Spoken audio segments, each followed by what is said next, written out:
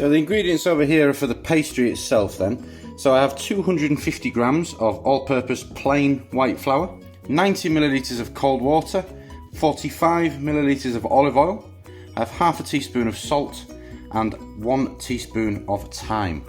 Okay, so moving on to these ingredients here, which are the filling for our samosas. First of all, I have 500 grams of potatoes, a quarter of a white onion.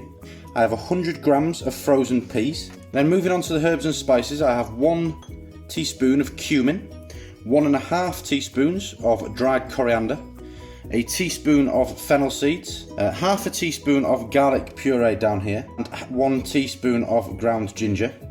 I have 1 green chilli, half a teaspoon of garam masala, a quarter teaspoon of chili powder, a little pinch of salt and pepper. I've also got a squeeze of lemon juice, roughly a tablespoon or 2, a tablespoon of olive oil as well. We will also need 250 ml of olive oil for frying our samosas at the end, okay? Okay, so first of all, let's get the ball rolling by making our pastry for our samosas. So first things first, you want to add your dried thyme and your salt and your olive oil to your flour. And we're just going to begin to mix that first of all. Eventually we'll get in there with our fingers. I'm going to make that into quite a fine crumb. A little tip for you. So grab a little handful of your crumb and press it in your hand. It should stick together and form quite a loose dough ball. This one's still a little bit too crumbly for my liking, so I'm just going to add a little bit more olive oil.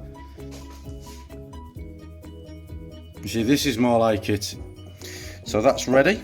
Okay, so now we're at this stage. I'm going to gradually add our water and just mix it using a spatula. You don't want to knead this or overwork it. I'm just going to keep adding the water until it forms a nice dough ball. Here we go then, as you can see, it's formed a nice dough ball. Just going to bring that together in my hands, make it into a ball, cover and leave it in the fridge for an hour.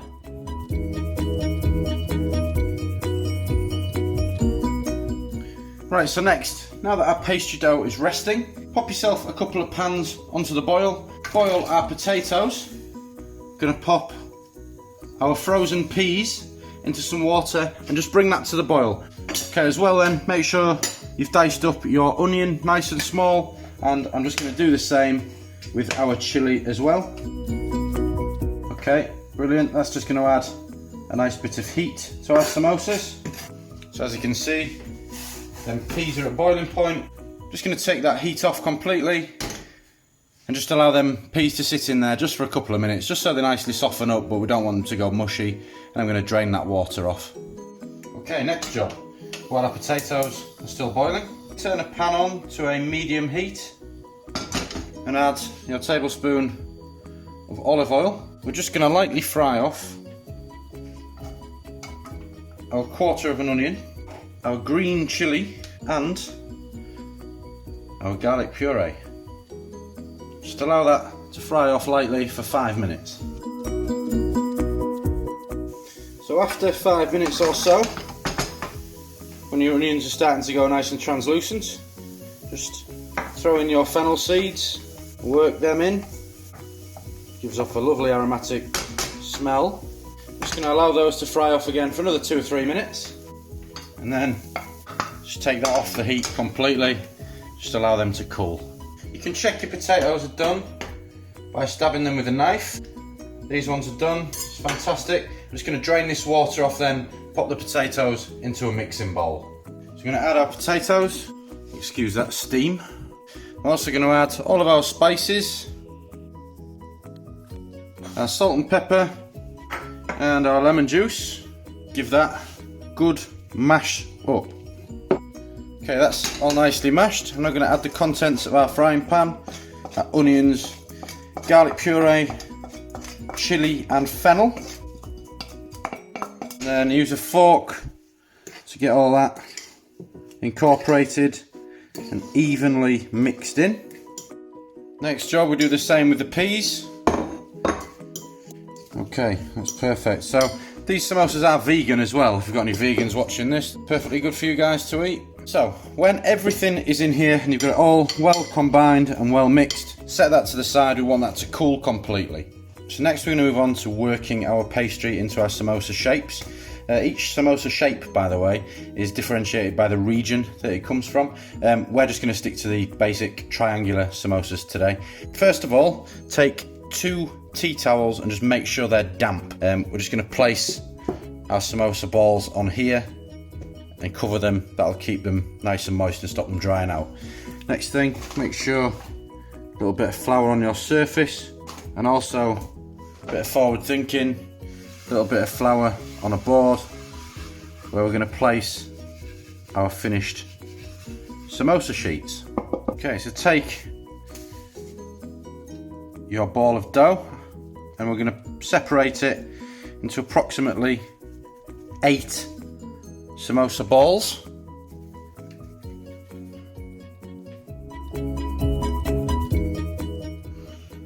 I said 8, I got 7. I think that was slightly too big. Anyway, it doesn't matter, 7 is fine. That's going to give us 14 samosas. Okay, so take one of them and just keep the rest of them covered with your damp cloth. Take your rolling pin, ensure that's floured as well. And we're going to roll this out, same thickness all the way around. So, as you can see, literally 1.5 mil thick all the way around, about 15 to 20 centimeters diameter, and that's perfect. Next thing, just take a knife and slice that in half across the middle. So each one of these is going to form 1 samosa. So repeat that with all your samosa balls. You should be left with 14 samosa cases. They don't have to be uniformed or perfect. I mean, mine aren't. Just something close enough is absolutely fine. So the very next thing I'm going to do, make a bit of a glue to hold our samosas together. Roughly half and half flour and water. And just give it a mix with a fork so it makes a paste. And this will just stop our samosas splitting when we fry them off. So this next part then involves a little bit of patience and a little bit of skill, but you'll get through it. And remember, just like the last part, it doesn't have to be absolutely perfect. So make sure you flour a plate. Take one of your samosa parcels. Using your finger or a little brush, just going to dab all the way around the edges with this flour and water glue that we've made so that the whole thing sticks together. And then you're going to make a parcel, corner to corner. Okay? Nip all the way along that edge so that it makes sure that it's sealed. And then you are left with what is a cone shape. And you are able to fill this centre with about a tablespoon's worth, you don't want to overload it, of your filling. Tablespoon to a tablespoon and a half. And then take the outer edge of your cone, do the same again, nip all the way along the edge, and that glue will hold it together. And here is your samosa parcel. Repeat that with all your filling, or as much of the filling as you can fit inside your samosa cases, and then we're ready to go on to the frying stage. You want a large wok or a frying pan on a low heat. This next bit cannot be rushed. Heat your oil on a low heat for about 5 minutes, just to ensure that it gets up to temperature. We're going to cook each one for about 10 minutes on each side, just until they're nice and golden brown. We're going to cook about 2, maybe 3 at a push at the same time. There's no rush, and you'll end up with perfect samosas. Slowly. Low and slow, that's the best way. Otherwise our samosas won't go crispy. You end up with soggy samosas, nobody wants that.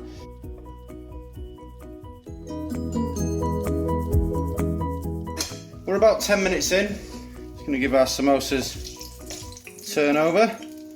As you can see, they're browning off nicely on the other side. It's exactly what we want. Perfect. So, another 10 minutes on this side. And then we'll allow them to rest just over some kitchen roll so the oil can drain off.